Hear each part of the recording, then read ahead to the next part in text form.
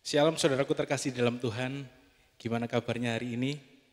Kita percaya bahwa kita saat ini ada dan kita memiliki kesempatan untuk ibadah saat ini itu karena kebaikan Tuhan dalam kehidupan kita. Ya kita meskipun di tengah-tengah suasana di dunia ini yang sedikit kacau, tetapi kita percaya bahwa kebaikan Tuhan nyata dalam kehidupan kita. Mari saat ini kita mau persiapkan hati kita untuk kita menyembah Tuhan, meninggikan Tuhan. Karena hanya Tuhanlah Allah yang layak kita sembah, Allah yang layak kita tinggikan.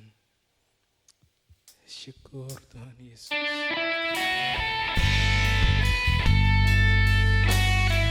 Terima kasih Tuhan.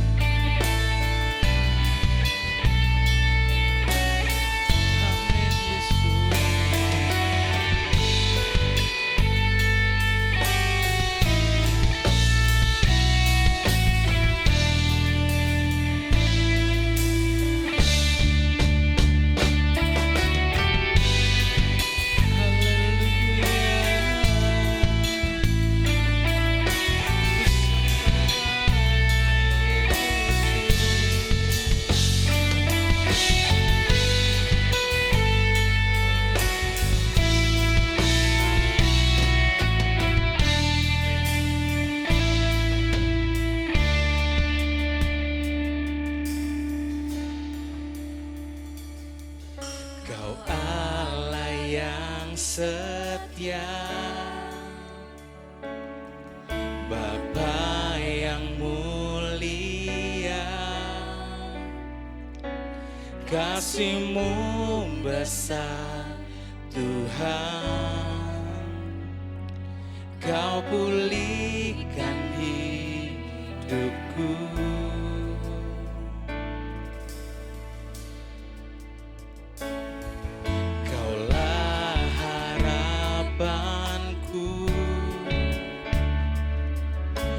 Hidupku dalam-Mu, terima kasih Tuhan, Kau selamatkan hidupku. Dengan apa kan ku balas segala kebaikan-Mu? Segenap hatiku menyembah-Mu Yesus, ku bersyukur padamu selamanya.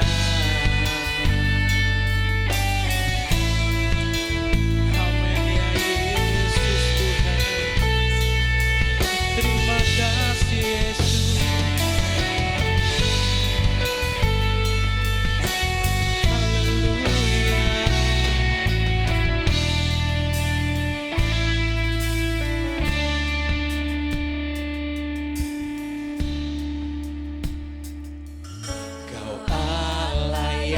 Setia, Bapa yang mulia, kasih-Mu besar. Sebab kasih-Mu besar Tuhan dalam kehidupan kami Yesus. Kau pulihkan hidup, Kau sanggup pulihkan hidup kami ya Bapa. Hanya Engkau Tuhan harapan dalam hidup kami ya Bapa. Di tengah-tengah suasana dunia yang begitu kacau saat ini Tuhan. Terima kasih Tuhan. Kau selamatkan hidupku. Semuanya kita katakan. Balas segala kebaikan-Mu.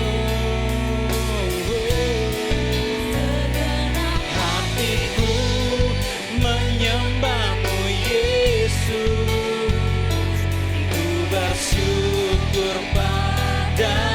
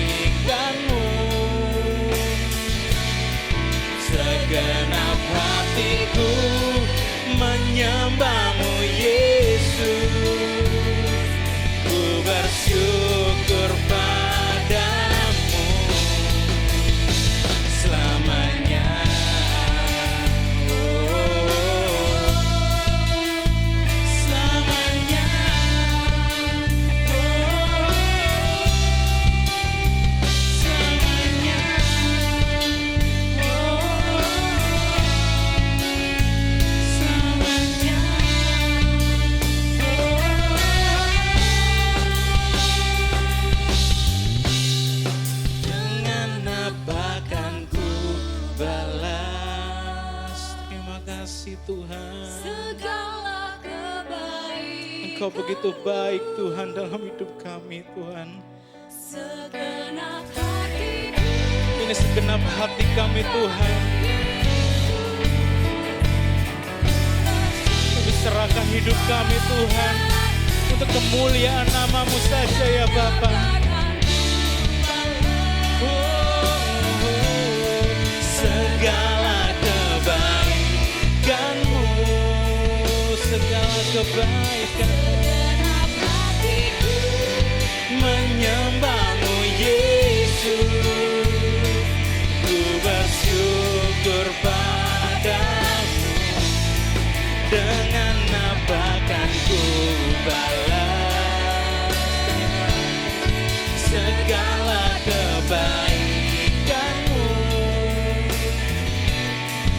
Segenap hatiku menyembah-Mu Yesus.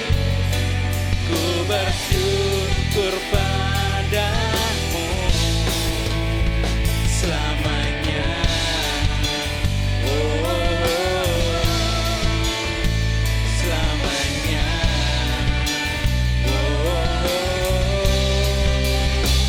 selamanya.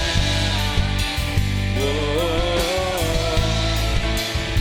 selamanya. Oh.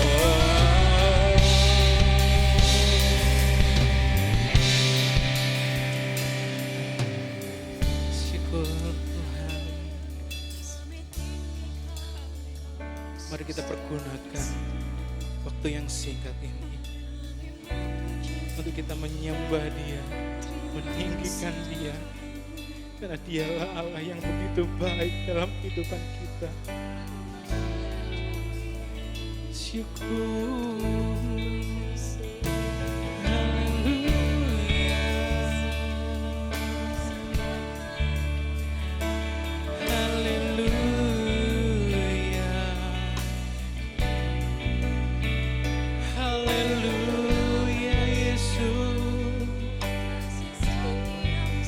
Ku sembah Engkau, ya Tuhanku. Oh Tuhan, terima kasih. Haleluya.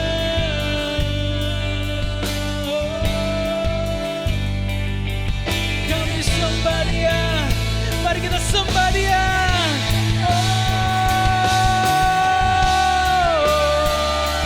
Ya Yesus,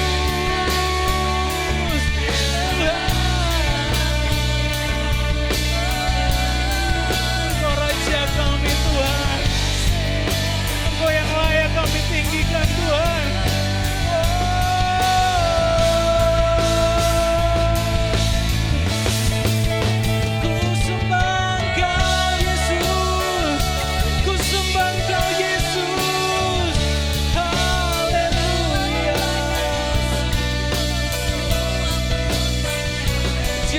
Hati kami Tuhan, dimanapun kami berada Tuhan, lawatan-Mu nyata dalam setiap kehidupan kami ya Bapa. Haleluya.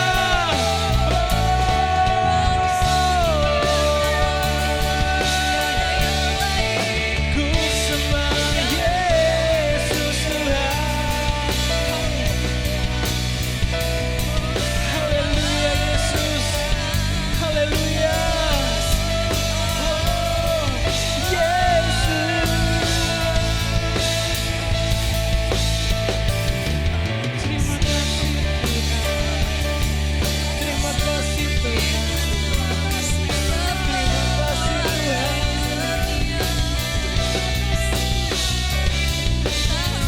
Kami ada di tempat ini Tuhan, dengan keberadaan kami. Kau begitu baik ya Yesus Tuhan. Terima kasih Tuhan. Haleluya Yesus.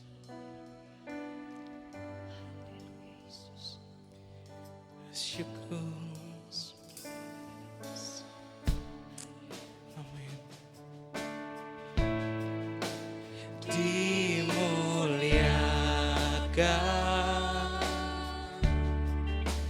ditinggikan.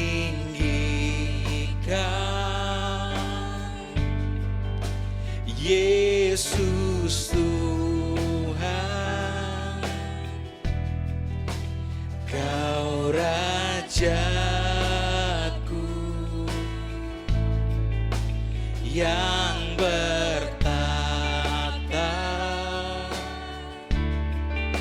yang berkuasa. Yesus Tuhan, Kau Rajaku, dimuliakan Tuhan. Haleluya.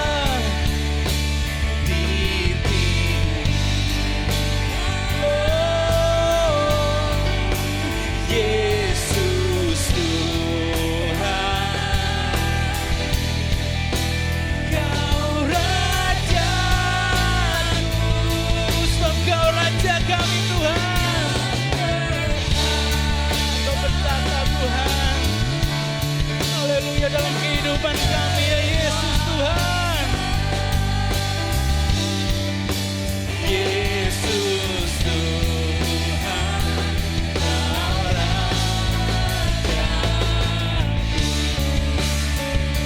Mari setiap kita lebih lagi meninggikan Dia. Dimuliakan Tuhan. Oh, Yesus Tuhan, Kau Rajaku, semuanya yang berkuasa. Amin. Yang bertata. Yesus Tuhan, Kau Raja. Sekali lagi kita menyanyikan buat Dia. Dimuliakan. Amin ya Yesus. Amin. Yesus Tuhan, Kau Rajaku.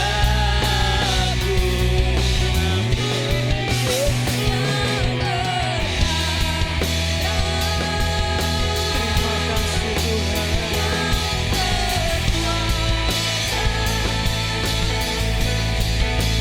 Yesus Tuhan, Kau Rajaku.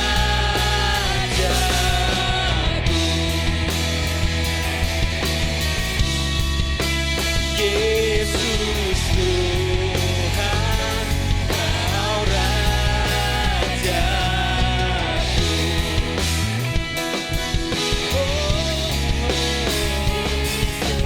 Tuhan, Kau Rajaku. Berikan kemuliaan buat Dia. Berikan kemuliaan buat Tuhan kita, Allah kita, Yesus. Amin. Haleluya. Amin. Dan saat ini Tuhan, kami siap untuk lebih lagi meninggikan-Mu Tuhan. Di dalam nama Tuhan Yesus. Haleluya. Amin. Puji Tuhan, hari ini kita semua bersuka cita saudara, karena Allah kita telah bangkit bagi kita semua. Maka dari itu mari kita bersorak-sorai, memuji dan membesarkan nama Tuhan.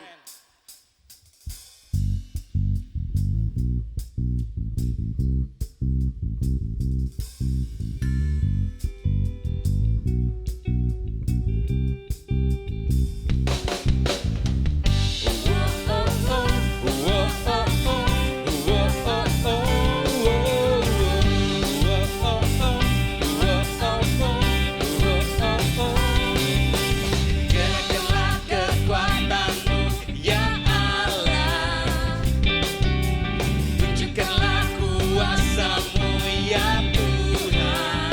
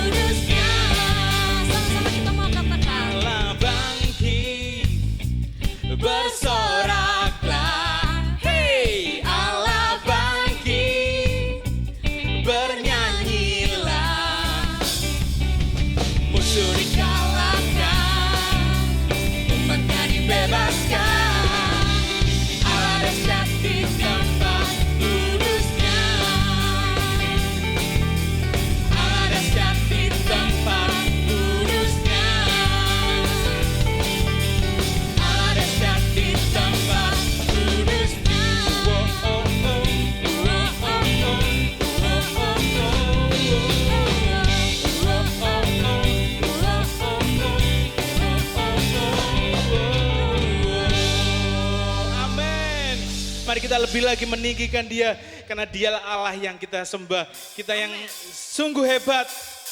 Amin, Yesus Tuhan. Amin. Sebab dari kemuliaan sampai kemuliaan Tuhan, Kau membawa kami semakin indah. Segenap manusia menyembah indah kemuliaan-Mu Bapa.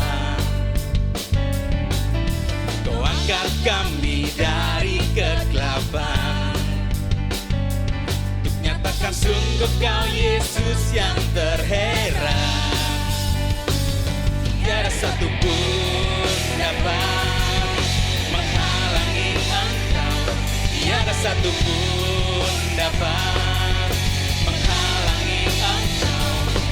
Ini yang terbaik menjadi bagian hidupku.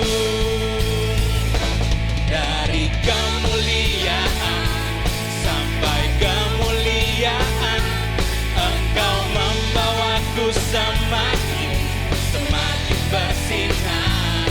Terbang bersama-Mu, terbang semakin tinggi. Nyatakan Tuhan bagi hidup ini sinar kemuliaan-Mu.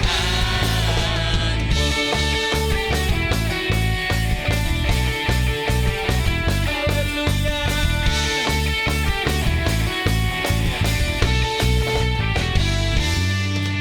Segenap manusia menyembah indah kemuliaan-Mu Bapa. Kau angkat kami dari kegelapan untuk nyatakan sungguh Kau Yesus yang terheran. Tiada satu pun dapat menghalangi Engkau. Tiada satu pun dapat menghalangi Engkau. Ini yang terbaik menjadi bagian hidupku. Semuanya kita katakan. Kemuliaan sampai kemuliaan, Engkau membawaku semakin bersinar. Terbang bersama-Mu, terbang semakin tinggi. Nyatakan Tuhan bagi hidup ini sinar kemuliaan.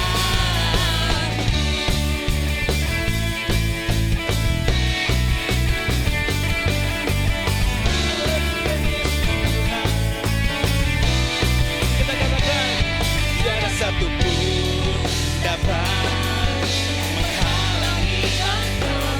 Tiada satu pun dapat menghalangi Engkau. Tiada satu pun dapat menghalangi Engkau. Tiada satu pun dapat menghalangi Engkau. Ini yang terbaik kan menjadi bagian hidupku. Semuanya dari kemuliaan sampai kemuliaan, Engkau membawaku semakin bersinar. Terbang bersama-Mu, terbang semakin tinggi. Nyatakan Tuhan bagi hidup ini sinar kemuliaan. Nyatakan Tuhan bagi hidup ini sinar kemuliaan. Nyatakan Tuhan bagi hidup ini sinar kemuliaan.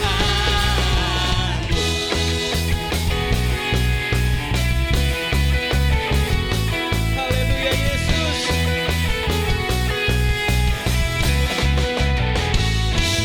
Terima kasih Tuhan, terima kasih. Mari sebelum kita mendengarkan firman Tuhan, kita persiapkan hati kita untuk kita datang ke hadirat Tuhan dan menerima setiap benih firman itu dan dapat bertumbuh dan berbuah dalam kehidupan kami semuanya ya Bapa. Syukur.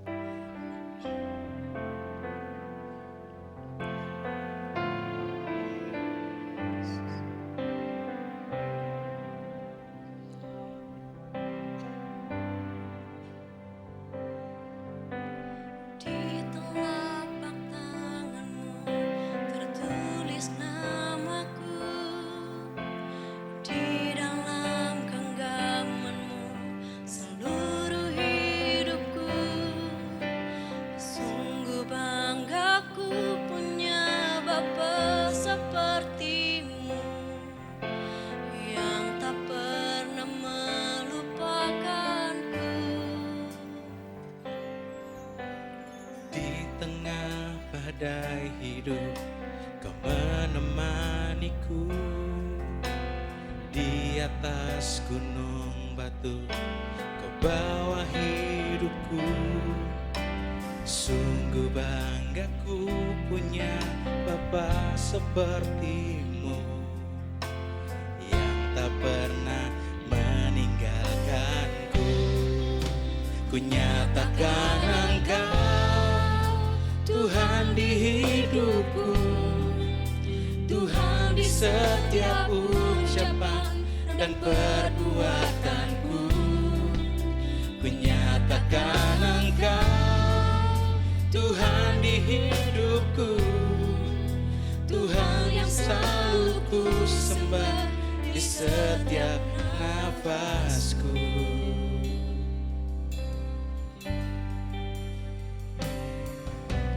Di tengah badai hidup, Kau menemaniku.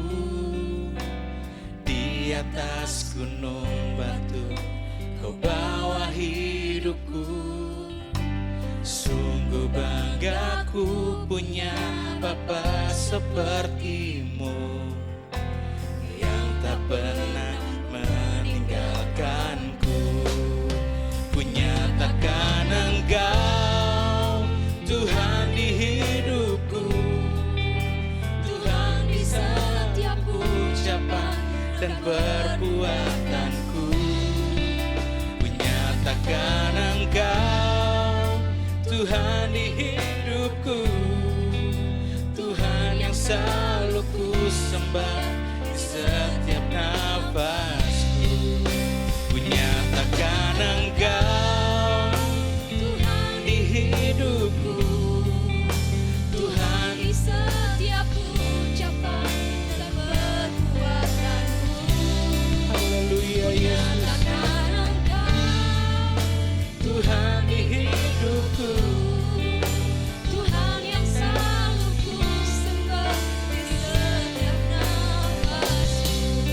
Tuhan yang selalu ku sembah di setiap nafasku. Tuhan yang selalu ku sembah di setiap nafasku. Terima kasih Tuhan buat kebaikan-Mu dalam kehidupan kami ya Bapa. Biarlah setiap puji-pujian kami, pelayanan kami Tuhan, kami mau naikkan hanya untuk kemuliaan nama-Mu. Dan saat ini Tuhan, mempersiapkan hati kami Tuhan untuk kami mendengarkan firman-Mu. Ajar kami untuk mempraktekkan semua benih firman-Mu itu Tuhan, agar hanya nama-Mu saja Tuhan yang selalu ditinggikan Tuhan lewat benih-benih firman-Mu ini Tuhan. Dan kami serahkan semuanya, hamba-Mu yang akan menyampaikannya Tuhan. Engkau juga pakai lidah mulut hamba-Mu agar setiap benih yang ditabur itu dapat bertumbuh dan berbuah dalam kehidupan kami ya Bapa.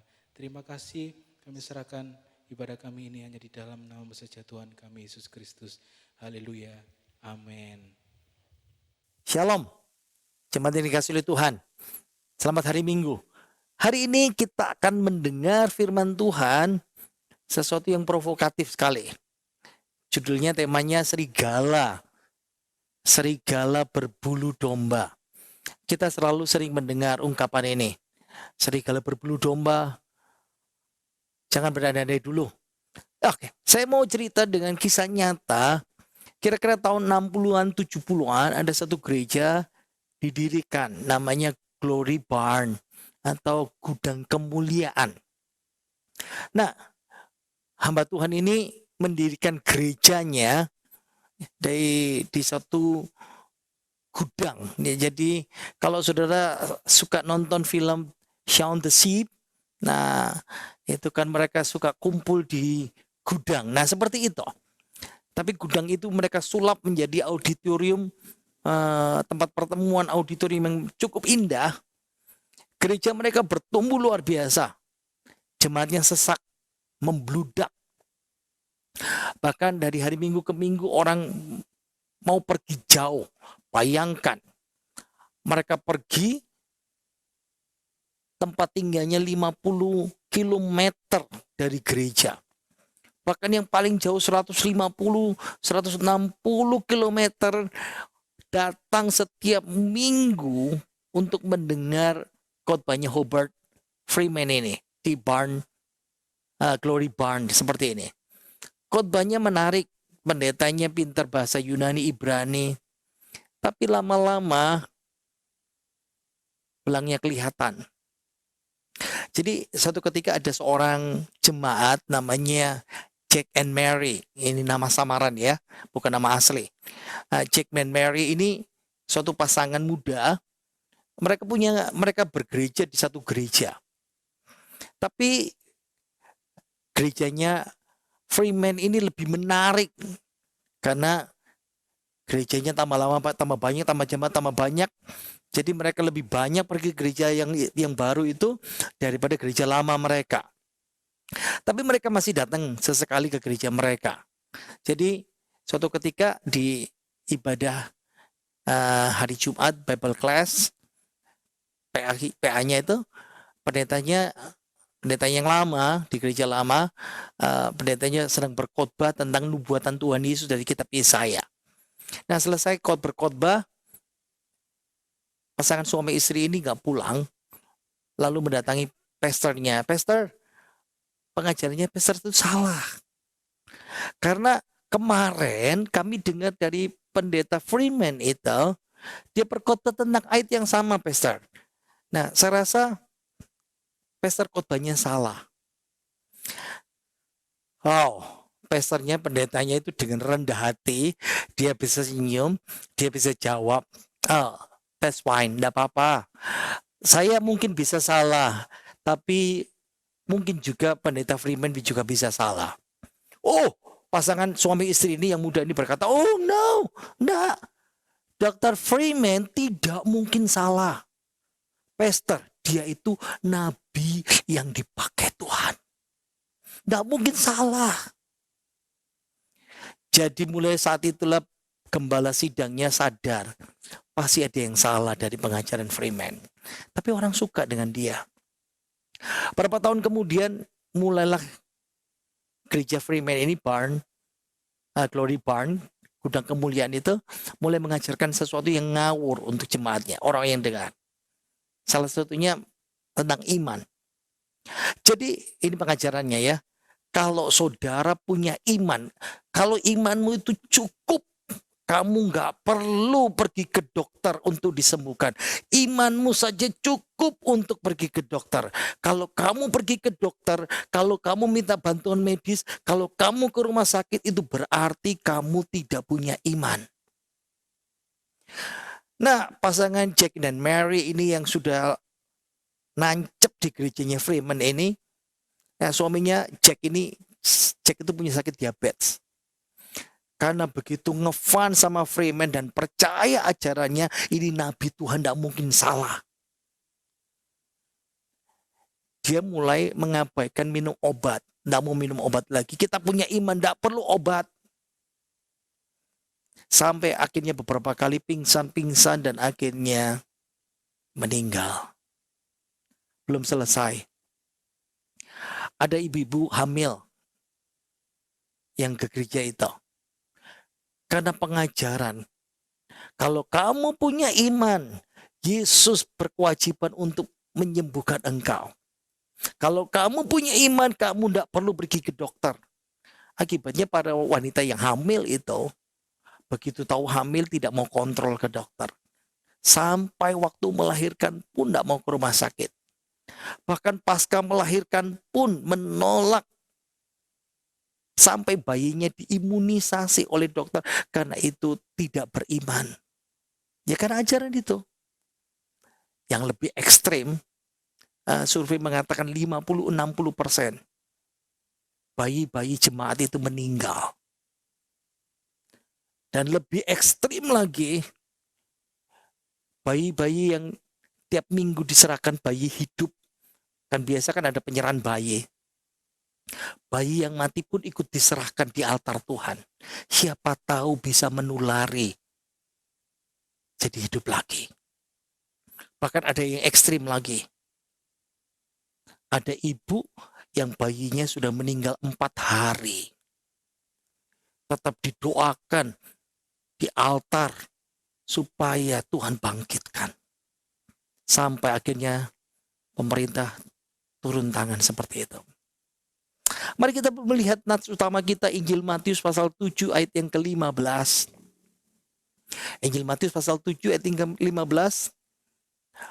Waspadalah terhadap nabi-nabi palsu yang datang kepadamu dengan menyamar seperti domba, tetapi sesungguhnya mereka adalah serigala yang buas. Dari buahnya lah kamu akan mengenal mereka. Saudara mesti paham bahwa serigala berbulu domba ini adalah, dari ayat ini adalah nabi palsu.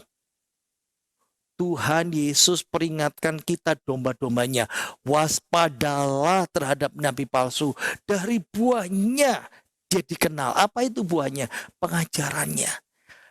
Dikenal aslinya itu seperti apa. Oh, nabi palsu ini pengajarannya halus, realistis, masuk akal, nancep di hati, orang ngefans. Tapi mereka lupa itu adalah serigala buas yang rakus. Tuhan berkata, waspadalah. Prosokete dalam bahasa Yunani. Apa itu artinya?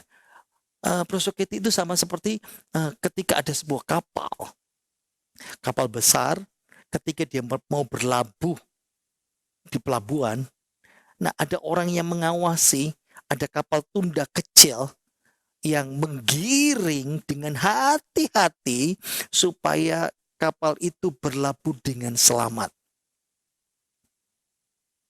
Waspadalah, awasi dengan hati-hati karena ini bicara keselamatan hidupmu.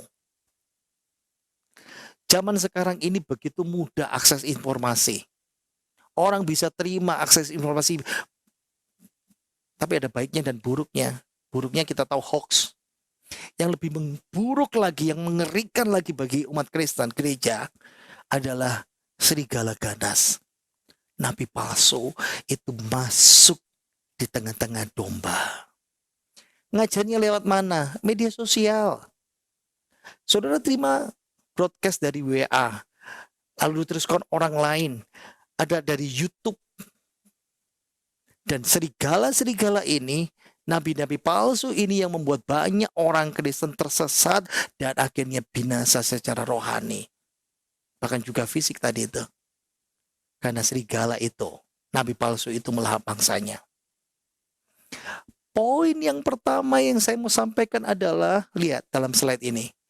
Apa sih yang dicari serigala berbulu domba ini? Apa sih yang dicari oleh serigala berbulu domba ini?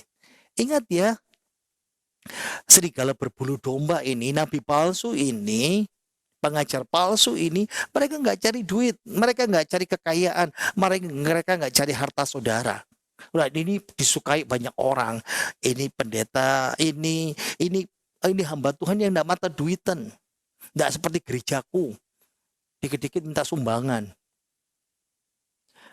Ingat ya, nabi palsu ini, serigala ini, dia cari hati, dia cari hidup, dia cari nyawa. Slide berikut ini, Kisah Rasul pasal 20, itu menggambarkan cerita ketika Rasul Paulus sebagai gembala senior, dia akan berpisah dengan gembala-gembala junior, gembala-gembala yang dia mendirikan jemaat-jemaat itu. Ayo kita baca ya. Kisah Rasul pasal 20, ayat yang ke-28 dan seterusnya. Ini pesan Paulus pada para gembala itu. Karena itu jagalah dirimu dan jagalah seluruh kawanan. Pelan-pelan.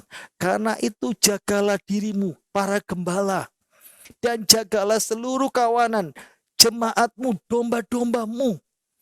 Karena kamulah yang ditetapkan Roh Kudus menjadi penilik untuk menggembalakan jemaat Allah yang diperolehnya dengan darah anaknya sendiri.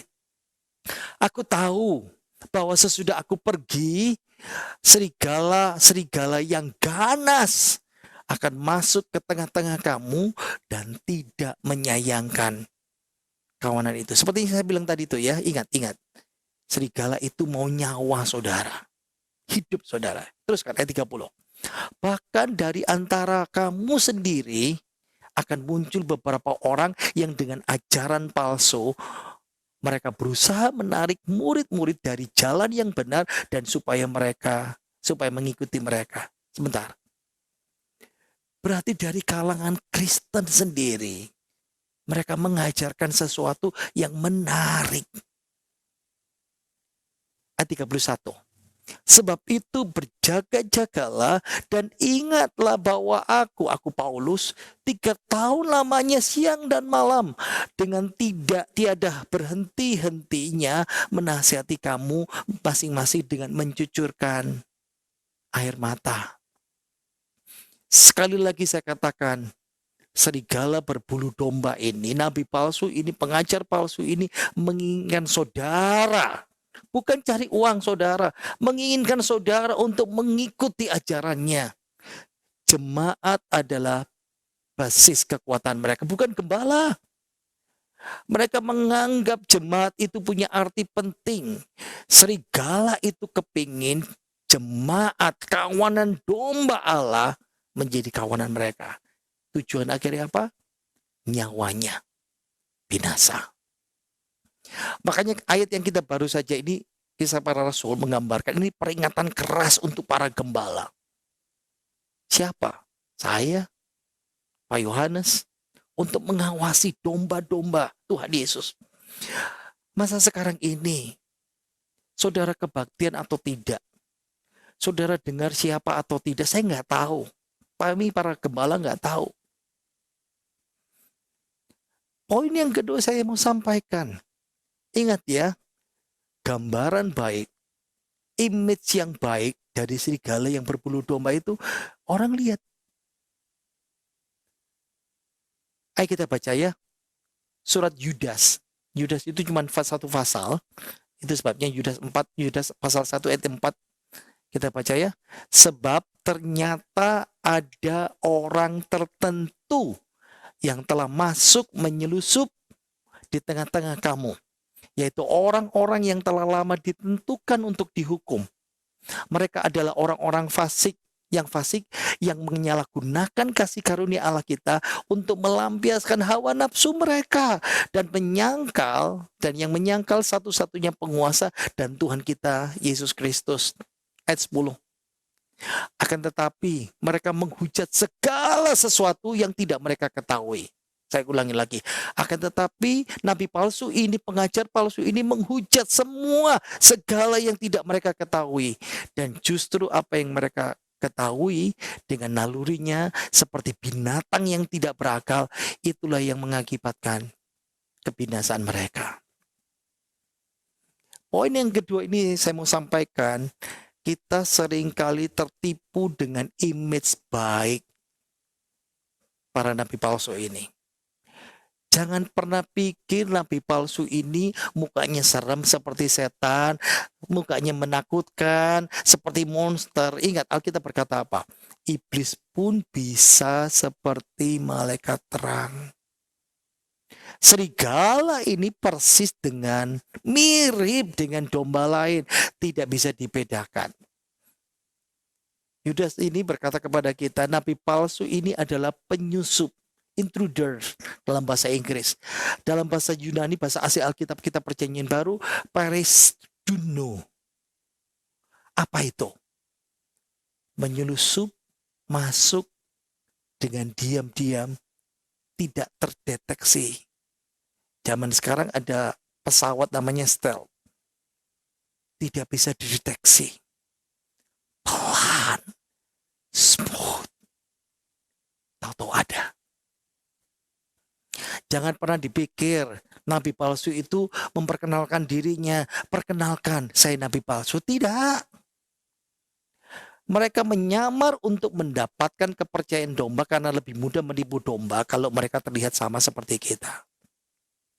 Saya senang sekali kalau ada jemaat WA saya.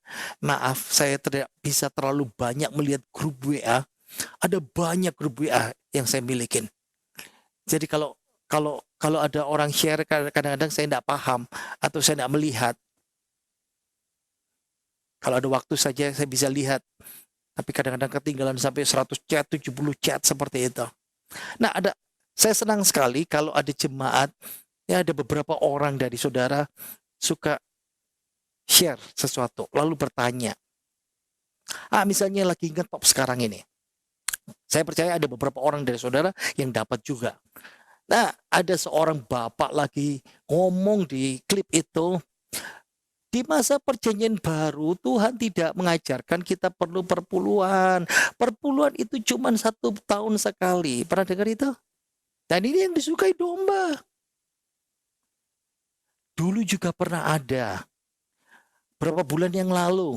Ada juga yang pernah bertanya sama saya. Bagi saya itu bagus. Lebih baik saudara tanya kepada saya daripada diramasi sendiri dan berkata, oh ya betul itu ya. Lalu saya jawab. Nah, kalau saudara mau tanya sesuatu, bagaimana menjawab itu, saya kasih ya WA saya sharing nanti. Nah, ada lagi yang beberapa saat yang lalu tentang pendeta terkenal, khotbahnya atau ngajar tentang surga neraka yang agak aneh-aneh begitu.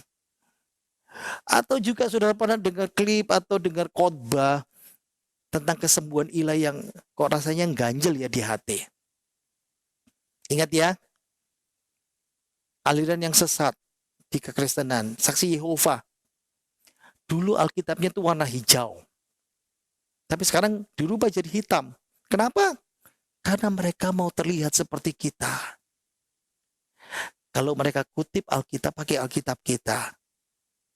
Kenapa seperti itu? Karena mau kelihatannya sama. Tapi lama-lama kelihatan aslinya. Mormon juga sama. Menghabiskan jutaan dolar di Amerika Serikat, di seluruh dunia, untuk iklan di majalah, di radio, di TV, untuk meyakinkan orang Kristen kita ini sama. Bahkan mereka tersinggung kalau disebut bukan Kristen, apalagi disebut sesat.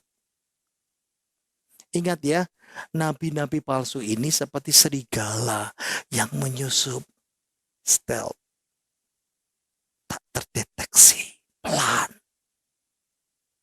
Dalam pikiran, dalam hati, sampai dapat kepercayaan.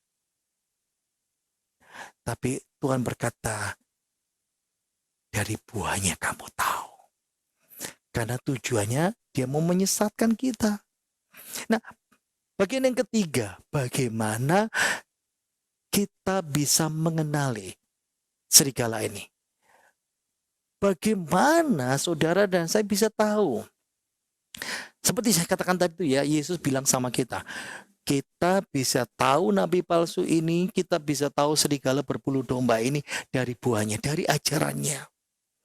Di perjanjian lama, Ulangan pasal 13 ayat 1 sampai 4, ciri nabi palsu itu mengajar, dia bernubuat, dia menceritakan mimpi, dia memberikan mujizat, dia memberikan tanda-tanda ajaib, dan itu semuanya terjadi. Kenapa? Tujuannya satu. Supaya masuk akal, masuk hati, dan kita percaya. Betul itu.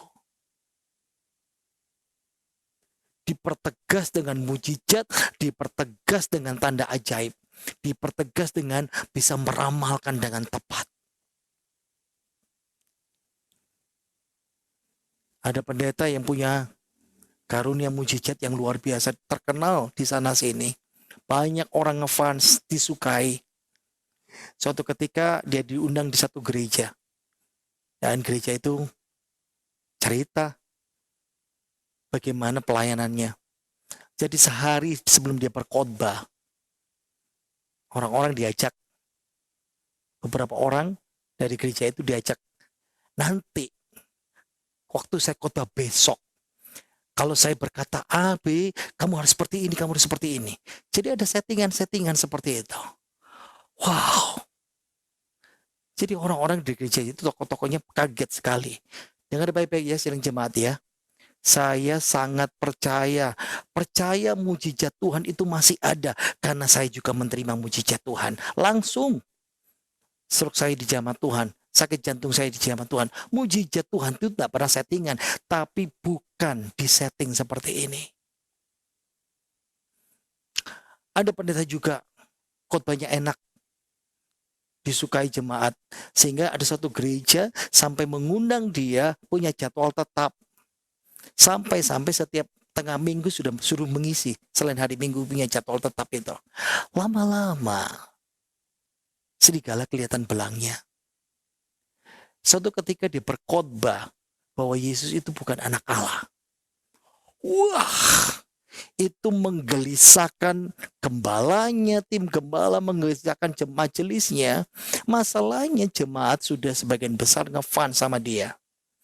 Dan sekarang pendeta itu ketika diajak ngomong ditegur, dia mengancam. Kalau saya dicoret semua jadwal setahun ini, saya nanti bawa jemaat gereja akan jadi bubar. Pendetanya dan majelisnya bergumul. Tapi akhirnya mereka ambil keputusan, serigala harus diusir. Puji Tuhan, hanya satu keluarga saja yang ikut tamu yang sesat itu. Ayo kita baca ya, bagaimana mengenali serigala ini. Galatia 1 ayat yang ke-8. Tetapi sekalipun kami atau seorang malaikat dari surga yang memberitakan kepada kamu suatu Injil yang berbeda. Saya ulangi lagi, memberitakan kepada kamu suatu Injil yang berbeda dengan Injil yang telah kami beritakan kepadamu, terkutuklah dia. Oh, ada lagi ya. Pendeta terkenal, pendeta media sosial, pendeta ngetop sekali. Orang banyak, fansnya banyak, orang suka nge-share. Sampai akhirnya serigala ini kelihatan belangnya. Dia mengajar tentang kejatuhan manusia. Kejadian pasal 3, kejatuhan Adam dan Hawa. Dan yang bikin aneh adalah dia katakan Hawa tidak makan buah pengetahuan baik dan jahat. Padahal Alkitab katakan dia makan. Tapi dia katakan Hawa tidak jatuh dalam dosa karena makan buah pengetahuan baik dan jahat. Hawa berdosa karena dia melakukan hubungan seksual dengan iblis, dengan setan. Dan keturunannya adalah Kain. Nah, serigala itu mulai kelihatan belangnya. Ini pengajaran utama. Pengajaran yang enak, yang menarik, yang disukai orang yang dulu-dulu itu cuma micin. Saya bilang micin sekali lagi. Kenapa? Supaya orang seneng, orang ngefans. Ribuan orang percaya dia. Galatia mengajar kepada kita. Ini Injil yang berbeda. Jangan mau tersesat. Ingat ya, banyak pengajaran-pengajaran micin sekarang ini. Dan itu membius orang. Ada lagi, mesti dikasih banyak contoh ini ya. Ada pendeta selebriti stop lagi sama. Orang suka ajarannya, khotbahnya. Apalagi ini pendeta yang tidak mata duitan. Oh, ini pendeta baik. Tapi lama-lama belangnya muncul. Dari buahnya kamu tahu. Kenapa? Pengajaran cukup aneh. Tapi tunggu dulu ya. Orang yang ngefan sama dia, yang sudah cinta mati, tidak bisa perasa. Tapi orang yang masih berpikir waras, logikanya jalan, kebenaran firman Tuhan diperbandingkan. Nah, sekarang dia mulai khotbah. Tuhan bicara kepada saya tadi malam. Dia suka pakai frasa itu. Tuhan bicara kepada saya. Wah, dia mulai meyakinkan pendengarnya tentang kesaksian. Ada jemaat, ada orang yang taat mendengar suara Tuhan yang saya sampaikan. Lalu Tuhan tolong, lalu Tuhan sembuhkan, lalu Tuhan jamah, lalu Tuhan berkati. Dia mulai mengklaim seolah-olah dia khusus dapat pesan Tuhan. Dia satu-satunya orang yang punya pesan penting dari Tuhan. Pesan yang tidak tertulis dalam Alkitab. Hati-hati. Yang terakhir, yang keempat. Yang keempat kita perhatikan ya. Bagaimana kita bisa menghindari serigala ini. Bagaimana kita bisa menghindari serigala ini? Ayo kita baca. Tuhan Yesus katakan dalam Injil Yohanes pasal 10, kita baca ya, mulai ayat 1. Aku berkata kepadamu, sesungguhnya siapa yang masuk ke dalam kandang domba dengan tidak melalui pintu, tetapi dengan memanjat tembok, ia adalah seorang pencuri dan seorang perampok. Saya mau bahas ini dulu. Jadi kita harus paham, serigala dia tidak lewat pintu. Pintunya di mana? Slide berikut ini, ayat yang kedua. Tetapi siapa yang masuk melalui pintu, ia adalah gembala domba. Nah, saudara lihat gambar itu, saudara bisa lihat gambar itu. Nah, di depan pintu itu ada gembala tidur di situ. Jadi, kalau orang lompat pagar tidak lewat pintu, berarti dia bukan gembala. Siapa? Pencuri. Siapa? Serigala jahat. Nah, kalau lewat pintu dia gembala. Makanya ayat ketiga. Untuk dia penjaga yang tidur di situ, yang duduk di situ. Untuk gembala yang betul, penjaga membuka pintu dan domba-domba mendengarkan suaranya. Dan ia memanggil domba-dombanya masing-masing menurut namanya dan menuntunnya keluar. Ayat yang keempat. Jika semua dombanya telah dibawanya keluar, ia berjalan di depan mereka dan domba-domba itu mengikuti dia karena mereka mengenal suaranya. Ayat yang kelima. Tetapi seorang asing pasti tidak mereka ikuti. Domba, ingat ya, malah mereka, siapa? Domba-domba lari daripadanya. Karena suara orang-orang asing tidak mereka kenal. Perhatikan ya, bagian yang keempat yang terakhir. Cara kita menghindari serigala, domba harus lari. Sekali lagi, domba harus lari. Jangan dengar, jangan percaya, jangan ikuti suara asing itu. Oh, pendeta saya kan bukan gembala. Gembalanya kan Tuhan Yesus. Betul. Gembala agung itu Tuhan kita Yesus Kristus. Yang punya domba bukan saya. Bukan Pak Yohanes. Yang punya domba itu Tuhan Yesus. Tapi Alkitab mengatakan domba itu dipercayakan kepada gembala. Ingat tadi itu Paulus berkata apa? Gembalakanlah kawanan domba Allah. Itu sebabnya kenapa saya, Pak Yohanes, diangkat jadi pastor, jadi gembala sidang. Domba harus mendengar gembalanya, bukan orang lain. Ingat, serigala itu lihai. Domba itu mudah tertipu. Kenapa? Karena Alkitab mengatakan domba harus punya kandang. Itu berarti jemaat harus tertanam dalam persekutuan, dalam pengajaran Alkitab dalam satu gereja. Supaya saudara bisa bertumbuh kuat dan waspada terhadap serigala. Siapa yang mengawasi? Gembala. Jadi tanya sama gembala saudara kalau mendengar pengajaran yang aneh-aneh, yang bingung, kok nggak sama ya? Saya siap, Pak Yohanes siap untuk menjawab. Tapi untuk sementara waktu jangan Pak Yohanes karena beliau sakit, istirahat. Tanya kepada saya. Domba jemaat harus dengar gembala, bukan orang lain. Karena kami nggak tahu. Orang lain kasih rumput saudara apa, rumput dari mana. Jangan-jangan rumput itu beracun. Saya mau tutup dengan satu kebenaran. Di Tiongkok, ada seorang pedagang permata dan seorang perajin permata yang hebat, lihai. Dan banyak orang datang minta menjadi muridnya. Dan dia juga mau terima, ambil murid untuk belajar. Dia sungguh lihai sekali. Nah, suatu ketika ada seorang anak muda mendatangi pengrajin ulung, pedagang hebat, lihai ini. Dia datang, aku mau belajar batu-batu mulia, batu permata, kerajinan memilih, memotong, menjual. Boleh kata pengrajin itu, datang mulai besok. Kalau kamu mau belajar. Jadi besoknya pekerja magang itu, anak muda itu, dia katakan, sudah, coba kamu duduk di situ. Lalu pedagang yang ngelihai itu kasih dia batu rubi merah delima, mahal itu. Kamu duduk di situ, pegang batu permata itu. Terus ya itu saja, pegang batu rubi merah delima ini, pegang. Jadi dari pagi dia pegang batu permata itu sampai sore, sampai toko itu tutup. Dikembalikan.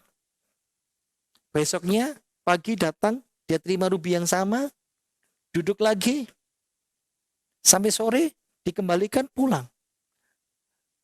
So on terus berlanjut sampai beberapa minggu, sampai pemuda magang ini komplain. Kenapa seperti ini? Kapan saya belajarnya? Dia mulai marah. Dia mulai bosan. Pengrajin ini, pedagang ini, tanpa banyak cincong, tidak banyak ngomong, diambil batu rubi itu. Sekarang dia kasih batu rubi yang lain. Begitu pemuda itu lihat bentuknya, warnanya, potongannya, modelnya, polanya, langsung murid itu berkata, "Bos, ini bukan batu asli." Lalu dia sadar. Berarti selama berminggu-minggu ini aku duduk di situ, aku pegang batu rubi ini, aku sedang belajar sesuatu. Aku belajar rubi yang asli itu bagaimana. Baru dia sadar. Untuk satu batu saja, berminggu-minggu dia harus belajar untuk melihat saja. Belum batu yang lain. Belum belajar cara potong. Belum belajar cara gosok. Masih butuh bertahun-tahun untuk jadi seorang ahli. Dapat ilmu yang sama. Minggu ini minggu kita menantikan peringatan pencurahan Roh Kudus. Bila Roh Kudus mengaruniakan kepada saudara, dan kita minta karunia hikmat, karunia membedakan roh untuk bisa bertumbuh. Bosan kadang-kadang saudara dengar khotbah saya kan? Tapi firman Tuhan yang benar itu memang berat. Setia dalam pengajaran Alkitab, walaupun godaan dan bosan melanda kerohanian kita sekarang, apalagi sekarang, jangan sampai saudara menjadi mangsa serigala berbulu domba. Hati-hati dengan pengajaran dan guru-guru palsu. Karena saya bertanggung jawab. Karena kami gembala bertanggung jawab atas domba-domba yang dipercayakan Tuhan kepada kita. Mari kita menyanyikan pujian. Bila kau tak besertaku.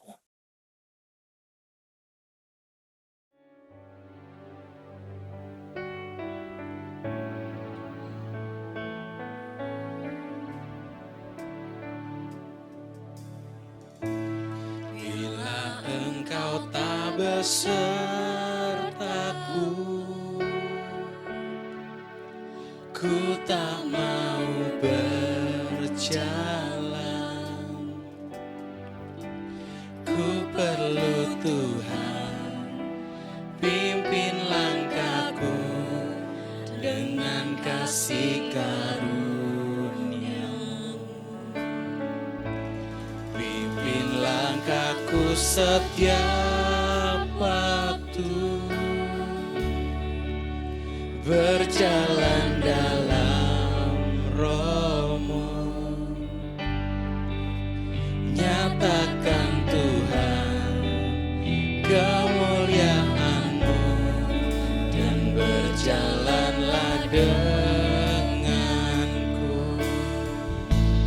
Bila Engkau tak beserta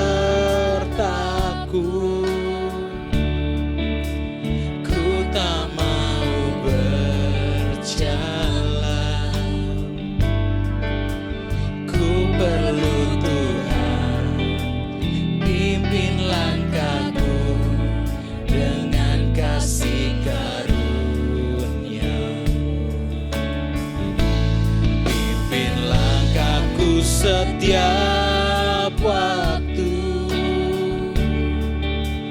berjalan dalam Roh-Mu,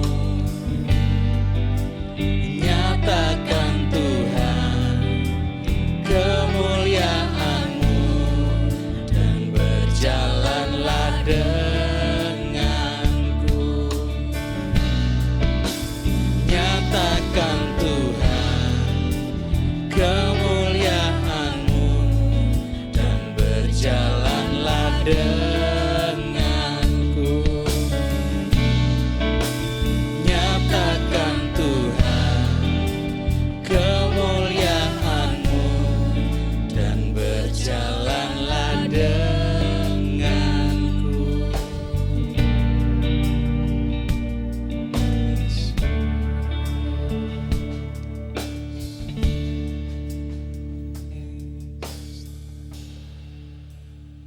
Mari kita berdoa. Tuhan, kami tahu kadang-kala kami bosan dengan hidup kami. Kami bosan mungkin dengan gembala kami, dengan khotbah dari minggu ke minggu. Kadang-kala kami suka sekali mendengar sesuatu yang berbeda. Tapi tanpa kami sadar, kami seperti domba yang sedang dibinasakan oleh serigala. Ada beberapa pengajaran-pengajaran yang menyimpang, palsu, dan membinasakan jemaat-Mu, mengacaukan jemaat-Mu. Biarlah kasih-Mu dan kemurahan-Mu boleh menolong kami. Tolong Tuhan hamba-Mu sebagai gembala. Tolong hamba-Mu Pendeta Yohanes sebagai gembala. Tolong kami Tuhan. Dan tolong juga sedang jemaat-Mu supaya mereka mau taat, mendengarkan firman yang benar, mendengarkan pengajaran yang benar, walaupun kadang-kala membuat kami merasa bosan Tuhan. Tapi biarlah kami tidak disesatkan oleh rupa-rupa angin pengajaran dan nabi-nabi palsu dan membuat kami terhilang dan salah Tuhan. Bersyukur untuk hari ini dan bersyukur untuk minggu depan. Kami akan beribadah Pentakosta. Tuhan berkati liburan lebaran ini. Kiranya Tuhan menjaga kami, memelihara kami. Kami mendoakan Bapak Pendeta Yohanes supaya dipulihkan. Supaya Engkau terus bekerja dalam kehidupannya. Memulihkan kesehatannya. Berdoa untuk bangsa negara kami. Untuk para medis. Untuk pemimpin negara kami Pak Jokowi. Pengampunan bagi bangsa di dunia. Pemulihan dari COVID-19. Berdoa secara khusus untuk yang jemaat-Mu, Tuhan jaga pelihara kesehatan mereka, kebutuhan jasmani mereka, rohani mereka, berkati kekuatan mereka. Dan biarlah Juli Tuhan, seperti rencana pemerintah kami bisa beribadah, bergabung bersama-sama kembali. Oh, sungguh satu sukacita yang luar biasa.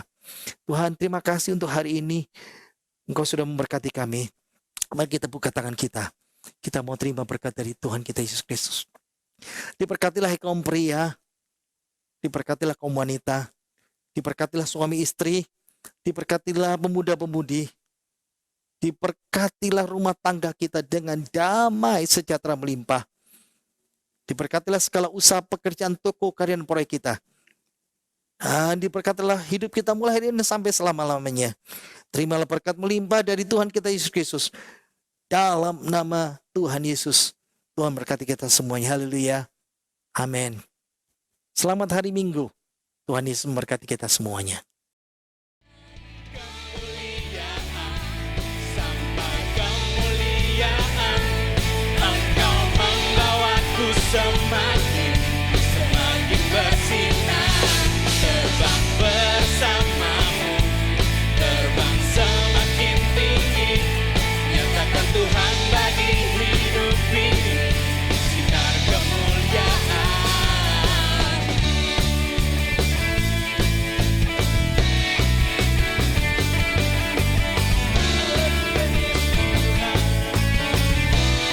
Kita katakan, tiada satupun